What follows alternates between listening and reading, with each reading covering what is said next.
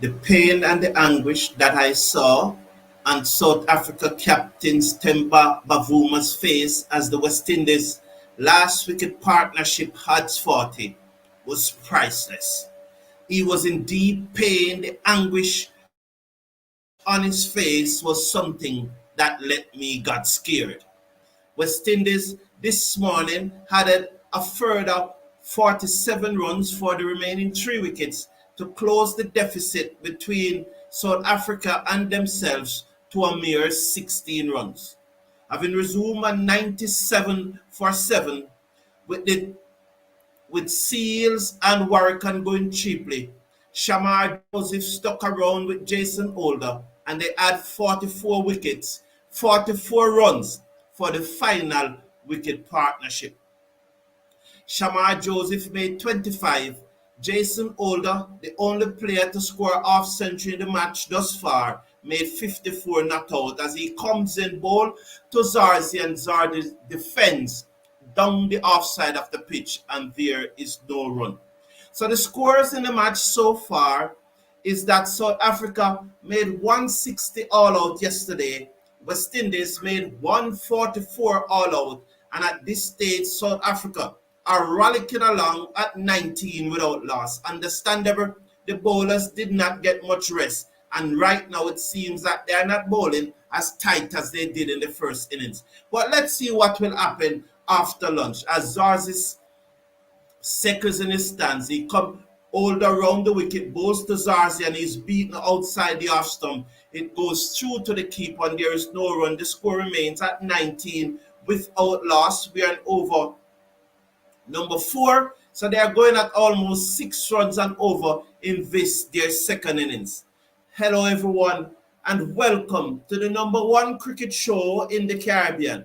I'm happy that you are here and let us take the West Indies up to lunch. Hopefully we will get 2 or 3 wickets as we approach lunch on the second day's play.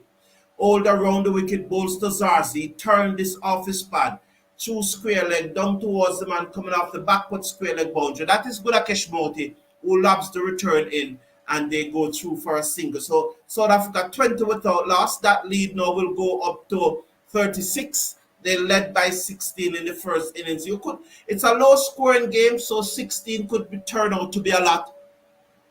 And really the difference in this match is really the last wicket partnership of South Africa and that of the West Indies.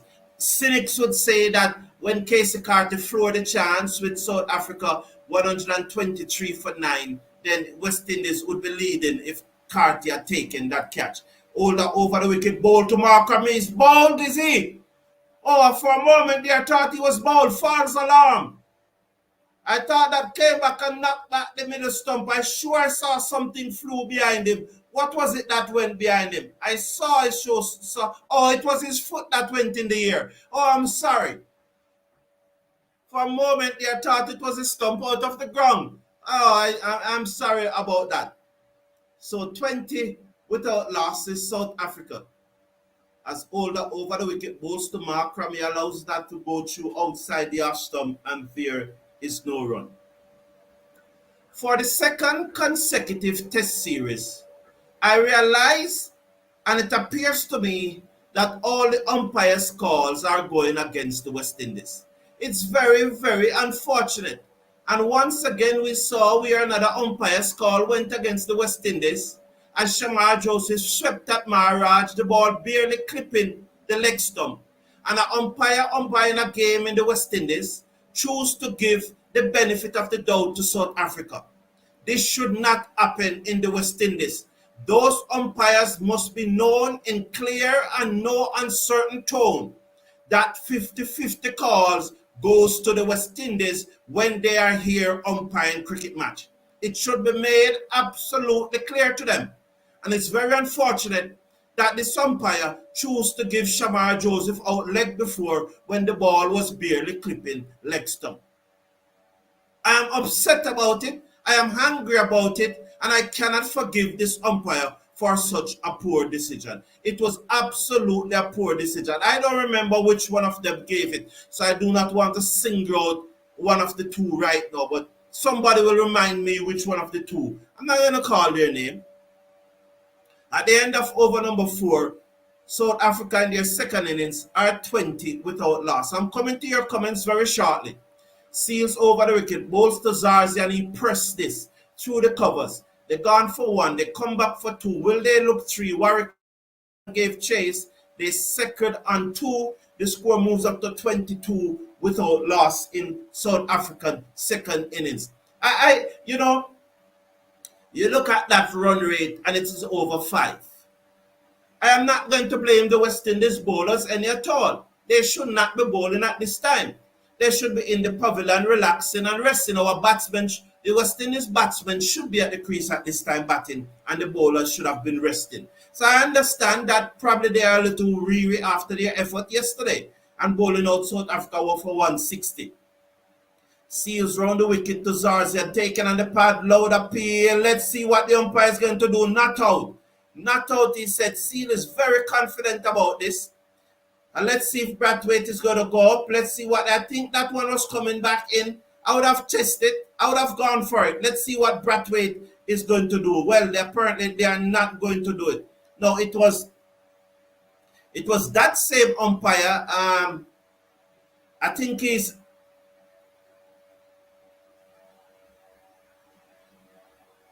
It was that same umpire, and I think he's Shafar... What's his name again? Sharfadullah, something like that. Sharfadullah, I think that umpire name. I think he was the same umpire. He's from Bangladesh that gave Shamar Joseph out. I'm very interested to see this replay as Seals goes in to Zorzi, and that one rises sharply on him. Appears to take him on the gloves, but no run. The score, taking off the gloves. So let's look at this replay. That one, yes, popped up off him. It would have lobbed to the man at forward short leg, but there is none at this time. So 22 without loss. I think it was that same umpire, Sharfadullah from Barbados, not from Bangladesh. Let's look at that. Was it going over the top? Yes, it was missing. Okay, it was missing. Good decision by Brathwaite not to review it, but it was that same. Well, Seals there saying that it was a little high. So well done, Jayden Seals. But you got that one wrong, but you should not have given Shamar Joseph out. As Seals bowls to Zorzi and he plays it to backward point and there is no run. So Sharfadullah, or howsoever his name is pronounced, he should not have given Jayden Seals out. The ball was barely clipping, like not Jayden Seals, Shamar Joseph. If I'm mixing up the name, Seals is bowling, so you can understand. It's just tongue twister, Seals, Joseph, all of them. I'm a human being after all. 22 without loss. I apologize if I am mixing up the name. So he should not have given Shamar Joseph out. Seals is it. On his way, round the wicket, 3 steps go down, bowl to Zorzi. Zorzi pulls down backward of square leg, straight to the field on the boundary. Gudakesh Motie, who now lobs the return into Joshua Da Silva. Who I think, there was a ball that Markram edged off the bowling of Seals and it dropped in front of first slip. I really think Joshua Da Silva should have taken that catch. In this innings I'm talking about, it dropped short of first slip. The keeper should have realized that it was going to drop short of first slip and I should have gone earlier. I look back at the days of Jeffrey Dujan and either Jeffrey Dujan would have gotten there so easily, so smooth, he was so light on his feet, and he would have come up with that catch. How many have we seen in those days? Seals bowl to Markram and he drives to the man at mid-off and there is no run. The score is 23 without loss. The lead is 39. I'm coming to your comments right now. Thank you for being here. Good morning. I appreciate your company as we take this match up to lunch. Richard Eastman, I can understand. Not sure what Warrican was hoping to achieve with a nothing shots. Okay. Okay. Well, you see, to be honest though, I understand you want some commitment, but Warrican, Motie, Seals, Shamar Joseph, they were picked to bowl. And if Warrican, yes, play a nothing shot, if I don't recall the dismissal, but in your opinion, if you think it was a nothing shot, I hope you would have also addressed the stroke that Brathwaite played across a straight one. Mikyle pushing down the wrong line of a straight one. Kavem Hodge with his hands mile away from his body driving at a wide one. Athanaze turning, closing the bat face on a straight one and lobbing the ball back to the bowler. You know who I missed out? Keacy Carty just chipping it to mid-wicket, soft dismissal. You know, I hope you would have addressed these dismissals also and not really putting the pressure on a bowler, you know. But and although he has some accountability, I'm not saying Warrican doesn't have some accountability as Jason Older comes around the wicket to Zorzi and he plays it back down the pitch and there is no run. I am in no way here saying that Warrican does not have some accountability, but I just hope that these issues will be addressed in their entirety and not one person's. So Richard, you got a set batsman at the I would have addressed your react to your comment, Richard Eastman. Thank you very much. Round the wicket goes Older bowls to Zorzi and he tucked this away. Down to middle and the fielder comes to his right, shy at the non-strikers and the batsman, he take the stump. Are they going to go up? He take the stump, they are going to go. It's a direct hit. This is going to be very close, but the West Indies fielders don't really seem jubilant. But good effort there from the fielder at mid-on. It was played to his right. And this is good for the West Indies that they hit the stump. Because we have seen where the South African batsmen continue to take these sharp singer to the West Indies fielders who are a bit lethargic in the field and doesn't have the intensity. So this one hitting the stump was good for the fielder. I really want to see that fielder, so I may congratulate him. Although Zorzi made his ground, but it was good. And I appreciate that. I really appreciate that. Too many singers have been taken to mid-on and mid-wicket and mid-off from the England series because of lack of intensity by the West Indies fielders. Older over the wicket, bowls to Markram and he drives, check drive to mid-on and there is no run. The score remains at 24 without loss. The lead is now 40. In a low-scoring match, a lead of 40 is commendable, is really commendable. Stephen Roach is saying, don't get me wrong, I rally around the West Indies, but if a team finds it hard to reach 160 in a test match, what hope is there for them? This target would be seen as average in T20 cricket. Older over the wicket, bowls to Markram and he tucked this to them at mid-wicket and there is no run. Thank you for your comment, Stephen Roach. Your point is well noted. It's a challenge. I would have said yesterday that I believe that this pitch, the curators were trying their best not to get what you call a spinner-friendly wicket. And in trying not to get a spinner-friendly wicket, they left probably a little too much grass on it, and it turned out to be a seamer-friendly wicket. Older bowls to Markram, that one comes back into him, he jammed down on it and played it to the man at mid-wicket, and there is no run.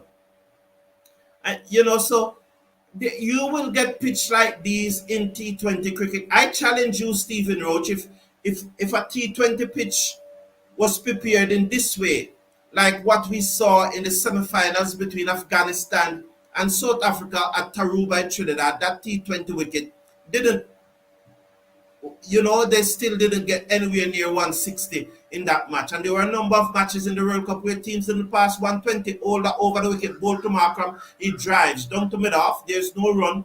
That's the end of the over. At the end of over number 6, South Africa batting a second time are 24 without loss. Remind you that in reply to South Africa 160 all out in their first innings, in which Shamar Joseph got 5 for 33, West Indies replied with 144 all out. Jason Older making 54 not out. Gerald Music, I think Older sit you down though, 54 not out, and he's bowling very well. So I think he's sit you down. Guyana man is asking, was Shamar Roach injured?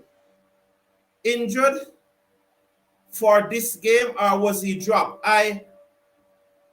Guyana man, that's a question I have that came to my mind and I have not yet answered. I I've been checking all the socials. The West Indies have not released anything official. I have not seen any release in my email. I do not know. Over the wicket, ball to Zorzi, plays it out into the cover, and there is no run. So if someone in the chat can confirm with authenticity, not what you thought, but with authenticity, whether Roach was dropped or he was injured, I would really appreciate. Gerald Music is saying that what Jason Holder was trying to achieve, not out status, very selfish. I do not have an issue with that selfishness though in Gerald Music. I'm telling you the truth. I do not have an issue with that selfishness. I think he played well. And I'm just going to react to that some more. Oh, seals over the wicket, ball to Zorzi, comes back in between bat and pad, misses the off stump, through to the Silva, and there is no run. In the first over that Shamar Joseph came to bat, the field was spread wide, and Jason Holder was still taking on the field, trying to hit sixes, although the field was spread wide. To me, that doesn't indicate a man who is batting to be not out. Those are my view, Gerald Musics. That doesn't indicate a man who is batting to be not out. Round the wicket comes Seals, bowls to Zorzi, solid in defense, plays it to short, extra cover, and there is no run. Stephen Roach, I share your frustration. These men, said Stephen Roach, them can't even take a lead on a 160-run score. It's a damn disgrace. You know, it's very unfortunate that they could not take the lead, Stephen Roach, and as I said, I share your frustration. I understand the frustration. As Sekus overs his bat now, Zorzi runs in now to bowl to Zorzi, and he pulls this away. That Seals through mid-wicket, bad delivery, sat up, and the batsman just pull it away down to mid-wicket for 4. So that one was sat up, and this pitch is probably levering out now. It's probably levering out. And it's probably coming much better for batting. And definitely South Africa could have the better of the batting on this second day. It's going to be very interesting to see the West Indies approach after lunch. I would probably give Shamar Joseph 1 over before lunch. How is the situation with his tie or his squad is? Was it cramp? Or was there an hamstring issue? Is he on the field as Seals comes in, bowl to Zorzi, and he tucked this to the man at square leg, and there is no run. You know that in some ways Seals run up and Shamar Joseph run up are not far from each other. There's sometimes that you could mix them up if you don't look at the numbers on their back. You know? So is Shamar Joseph on the field? Though I remember earlier in the innings I saw him in the pavilion. So it's going to be very, very interesting. Zorzi is on 17. Markram is on 11. Seals is his 4th over. Yes, Shamar is on the field. And I would expect them to give him an over before lunch. 2 slips goes down. Bowl to Zorzi, pitched up drive. Beat short, extra cover, but cannot beat Warrican, who is deeper. Yet still get a single though, as Warrican has to dive. So after 7 overs, South Africa 29 without loss. The lead is now 45. K-Man, I thank you for your comment, but we are now concentrating on this test match, you know, so thank you for your comment. Can Kemar Roach come back into the West Indies playing if all that Shamar, Alzari, and Jayden are available? But it's left to be seen, but he is not in this team and is not in this playing 11. And what we like to do, Guyana man, although we welcome you to the channel, is that we always want to concentrate on those who are playing and see, you know, and plan our tactics around those who are playing, make our comments around those who are playing, you know. So Shamar Joseph is going to bowl this 1 over before lunch.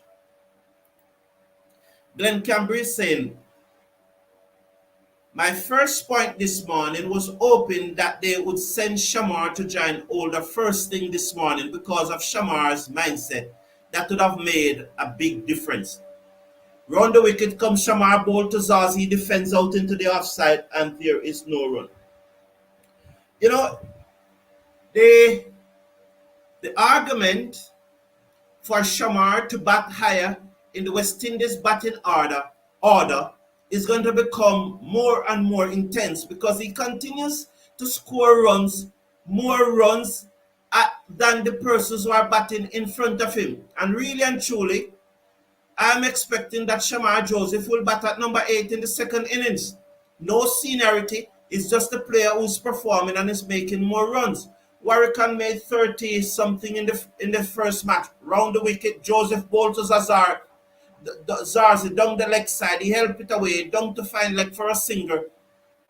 The score moves up to 30 without loss. The lead is 46. That one was down the leg side and Zorzi just helped it. And I take your point. I'd have really loved to see Shamar Joseph going forward, but higher in the order, especially ahead of Seals and Motie. We will see with Warrican going forward, but at this stage, I will definitely bat Shamar Joseph ahead of Gudakesh, Motie and Jayden Seals. As adjustment made in the field as Markram comes into bat. David Jackson saying that 16-run lead may prove somewhat significant. It could very well. I agree with you, David Jackson. Joseph over the wicket bowls to Markram, solid in defense. I think this pitch has flattened out, and it is now easier to bat on. South Africa now has the advantage, yes. West Indies will be batting last on this wicket. Any target beyond 250 will be challenging. Good point there. I take your point. It's a very good point. My reading of the pitch right now, though, I don't know if it's that the West Indies bowlers are just probably tired or just probably not zoning. Have not yet recovered from the shock of West Indies being dismissed for 144 after they bowl out South Africa for 160. It's left to see how they go after lunch as Shamar Joseph makes his way into Markram and he defends back down the pitch on the offside. Mid-off comes across field and there is no run. I would really like to see how the West Indies bowlers bowled after lunch. Right now, I think they're a bit lethargic and you can forgive them for that. It's really the batsman's fault why the West Indies bowlers are bowling right now. The West Indies bowlers should not be bowling at this time, but I know they're going to be professional about it, but sometimes you just can't get it going. Shamar bowled to Markram and that one seemed away from him. It took the outer portion of the bat, high up on the bat, and it goes to backward point and there is no run. So this is a good over by Shamar. It could be the last one before lunch. I think they may get one. They may get another over in. Maybe one more over before lunch. Is it a no ball? What are they talking about? Oh, I think Brathwaite just talking to the umpire. Stephen Roach, that happened.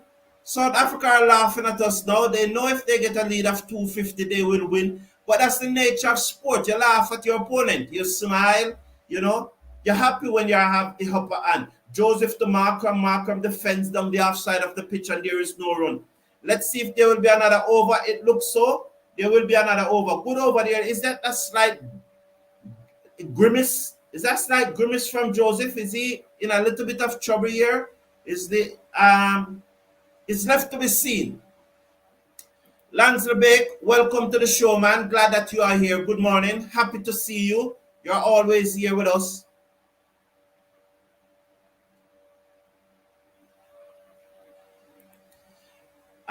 Lawrence Wilson said, thank you, Lawrence Wilson. Lawrence Wilson is saying, I don't understand this. In a case like how the West Indies are at the moment, is it right that we should be using the two fastest bowlers that they have? Why is Older bowling? Because my choice to open the bowling would have been Shamar. Well, this is a long time. You can imagine how much comments have passed since then. So my choice to open the bowling would have definitely been Seals and Joseph. I was not checking at how fast Older was bowling, but we saw in this second innings against South Africa in the first test, he was bowling at 84 kilometers per hour. So it's lunch. Yes, it seems to be lunch yet. So clearly it's lunch on day 2. So at lunch on day 2, South Africa in their second innings are 30 without loss after making 160 in their first innings and skittering out the West Indies for 144. So at this stage, they have a 46 runs lead. So Lawrence Wilson, that thought came to me also. Shouldn't it have been not older, Seals and Shamar Joseph that opened the bowling attack? What you could say, what credence was given to the fact that Older was bowling above 80, 84, 85 miles per hour in the second innings? I don't know. Richard Eastman is saying, I'm not excusing the pathetic performances, or should I say non-performance of our batsmen. But look at how South Africa tail wag. Every professional should take their game seriously. Yeah, our tail did rap to Eastman, but I got your point, you know. The South Africa 10 and 11 did put up 63. Why Seals batting before Joseph said Raston Wilson? Well, I would have addressed that, eh? Yes. Why Excel Tosa? I agree, Joseph should be batting at 10, but it looks like they choose seniority for the older, which is weird. Could be seniority pulling the string here. And why XL Tosa is also saying, I think it's time for a new captain. Somebody is saying, I heard the comment that Older recognized that there's pressure and his good friend Kraigg Brathwaite, and he's now positioning himself to be the next captain of the West Indies team, and it has remotivated him, and he's digging in. All honesty, Older is. Oh, I need to check and see if Older score more runs. Well, he probably doesn't score more than Hodge, but he's probably our second leading run scorer in the 5 test matches, the 3 against England and this one. So I'm going to check it. I know that persons will check it for me quickly. True basics are saying our bowlers are burnt out. They are not just bowling within 40 overs break, but they are required to bat more than our top order. Our top 5 needs to do better. That's a very good point True Basic is making. And, you know, it's going to be very interesting after lunch to see if our bowlers can really get up to it and produce some good spell, because we need them right now. We need Motie, we need Gudakesh, Motie, and we need Jomel Warrican. We need a spinner to tie up one end and the 3 pacers bowling short bursts from the other end. Good morning, Athena. It's probably good afternoon in Trinidad right now as we pushed up to about 10 past 12 in the Eastern Caribbean. Good afternoon. Thank you everyone for joining. I will be back probably about half hour into the session and take us through the entire post-lunch session as we hope that West Indies can wrap it up. Have a wonderful day until I see you in about an hour time. Good morning.